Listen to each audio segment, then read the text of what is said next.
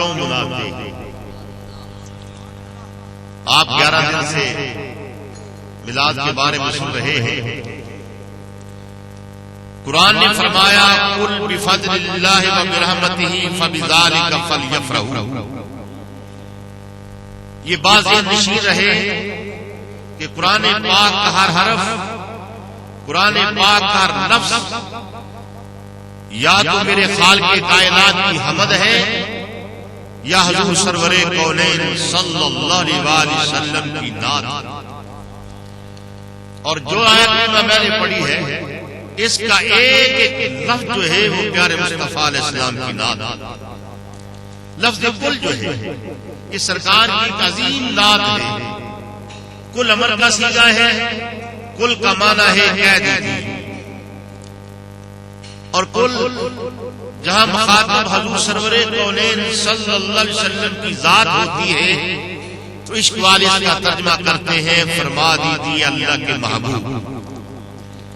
پھر کل قرآن میں ایک دفعہ نہیں آیا، 2 دفعہ نہیں آیا، بلکہ 333 بار لفظ کل آیا. حالانکہ اللہ لکل شیء قدیر ہے، ہر چاہت پہ قادر ہے، خود بھی فرما سکتا ہے. لیکن بلا مثال و تمثیل ایک پنجابی کا شاعر کہتا ہے نہ نیر وگایا بڑھ دیے نہ در سنایا بڑھ دیے، اللہ دیا سونے محبوبہ گل تیرے بلایا. اللہ بھی فرما رہا ہے بیان میرا ہے، بات میری ہے، کلام میرا ہے. محبوب ذرا اپنی زبان گہر بار سے لوگوں کو کہہ دیتا کہ قرآن بن جائے. فرمایا قل بفضل اللہ وبرحمتہ فبذلک فلیفرحوا. دنیا والوں جب تمہیں اللہ کا فضل ملے، اللہ کی رحمت ملے تو فلیفرحوا، خوشی کیا کرو. اب دیکھنا ہے کہ اللہ کا سب سے بڑا فضل اور اللہ کی سب سے بڑی رحمت کون ہے. لوگ کہتے کیوں ملال کرتے ہو؟ سنو قرآن کے اندر ہے فلولا فضل اللہ علیکم ورحمتہ لکنتم من الخاسرین. دوسری آیت ولولا فضل اللہ علیکم ورحمتہ لاتبعتم الشیطان الا قلیلا. تیسری آیت یا ایھا النبی انا ارسلناک شاہدا ومبشرا ونذیرا وداعیا الی اللہ باذنہ سراجا منیرا وبشر المؤمنین بان لهم من اللہ فضلا کبیرا. یہ فضلا کبیرا کون ہے؟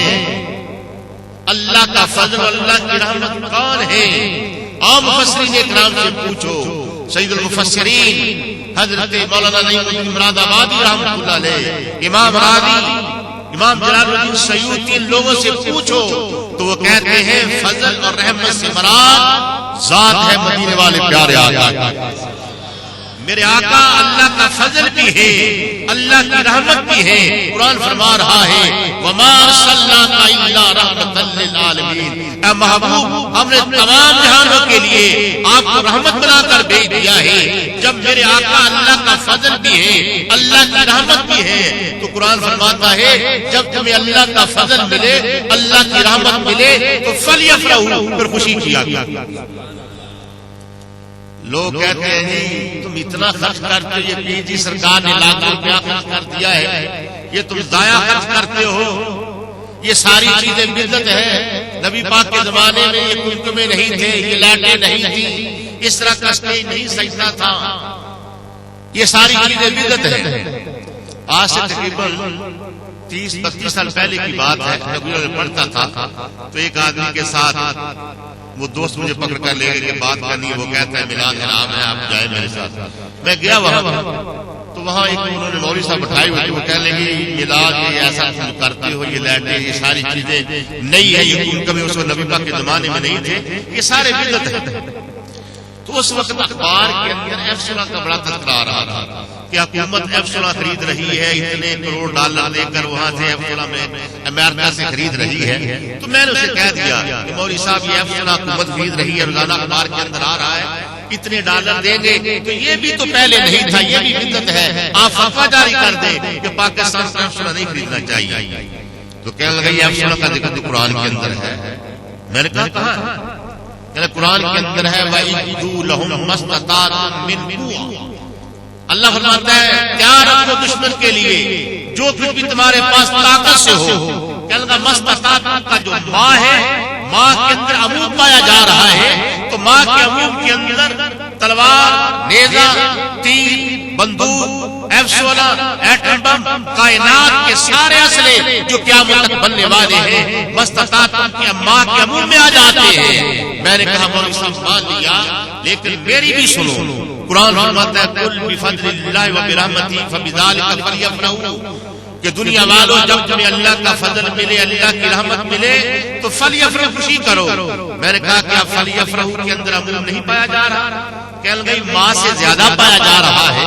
میں نے کہا اگر ماں کے عموم کے اندر کائنات کے سارے اسلحے آ جاتے ہیں تو فلیفرحوا کے عموم کے اندر خوشی کے سارے سامان جو قیامت تک پیدا ہونے والے ہیں، ماں کے وجود میں آنے والے ہیں، جن کو اللہ رسول نے منع نہیں کیا، وہ سارے کے سارے فلیفرحوا کے عموم کے اندر آ جاتے ہیں.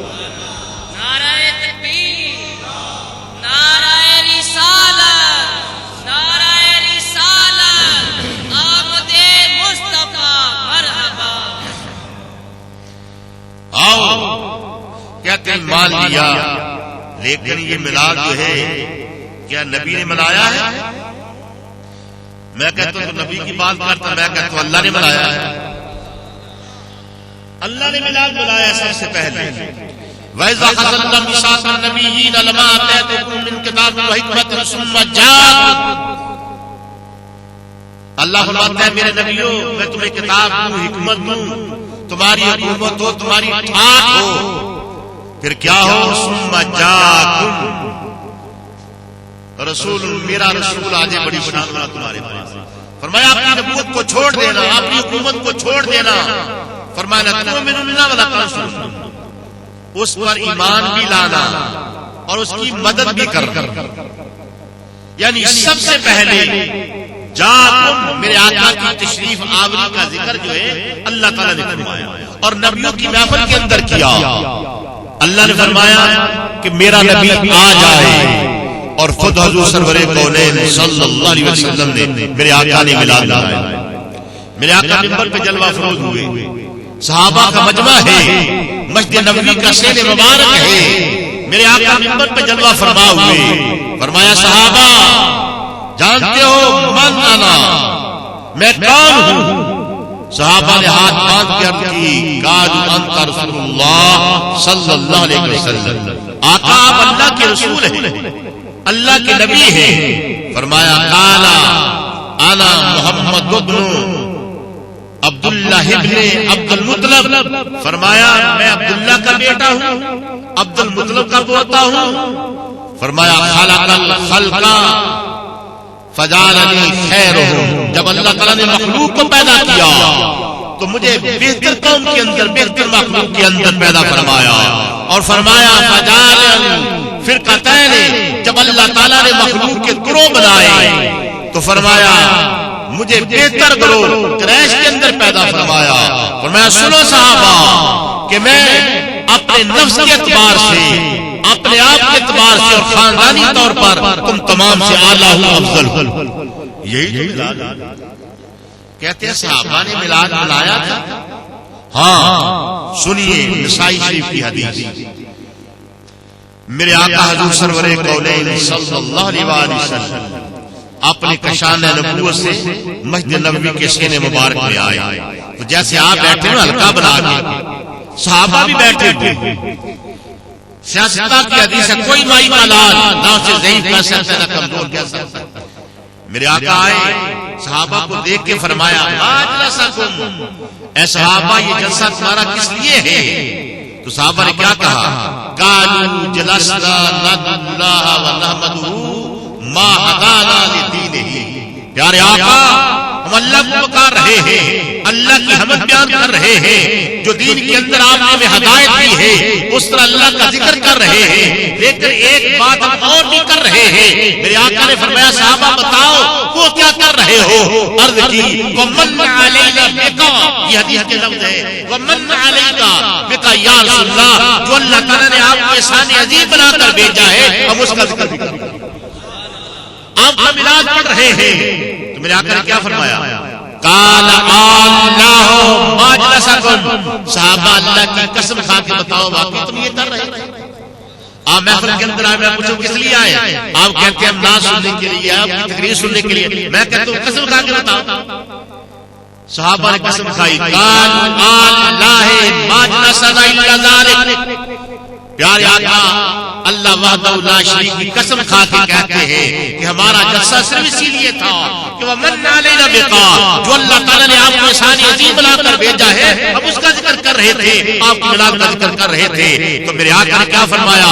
قال اما انی استحلفکم تہمۃ لکم، اور میرے صحابہ پریشان نہ ہونا، میں نے تم سے قسم کہلوائی ہے، اس لیے نہیں کہلوائی کہ میں نے تمہیں جھوٹا سمجھا ہے کہ تم نے غلط کیا ہے، نہیں نہیں، اور میں تمہیں خوشخبری دینے والا ہوں۔ فرمایا میں اپنے بستر نعت میں نام فرما تھا، آتانی جبرائیل، میرے پاس جبریل علیہ السلام آئے، فاخبرنی، مجھے جبریل علیہ السلام نے خبر دی ہے کہ ان اللہ یباہی بکم الملائکہ، تم مسجد نبوی کے سین کے اندر محفل سجا کے بیٹھے ہو، راولپنڈی کی سڑک پہ محفل سجا کے بیٹھے ہو، اور اللہ تعالیٰ اپنے حریم قدس کے اندر جیسے اس کی شان کے لائق ہے محفل سجا کے فرشتوں کے اندر ذکر بھی کر رہا ہے۔ اور فرشتوں تم کہتے تھے یہ چوریاں کریں گے، قتل کریں گے، ڈاکے ماریں گے، دیکھو میرے نبی کے دیوانے اپنے آقا کا کیسے ذکر کر رہے ہیں۔ اللہ تعالیٰ ان اللہ یباہی بکم الملائکہ، فرشتوں کے اندر فخر کا اظہار بھی کر رہا ہے اور تمہارا ذکر بھی کر رہا ہے۔